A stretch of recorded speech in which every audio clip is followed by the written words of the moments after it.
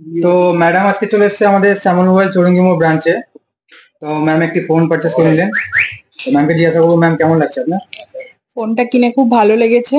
Plus আমি Garulia AC মার্টের ওখান থেকে এসেছি এবং সবাইকে সাজেস্ট করবো এখানে এসে ফোন কেনার জন্য। এবং আমি এক্সট্রা আরো 1 ইয়ারের ওয়ারেন্টিটা পেয়েছি, এটাতে আমার খুব ভালো লেগেছে।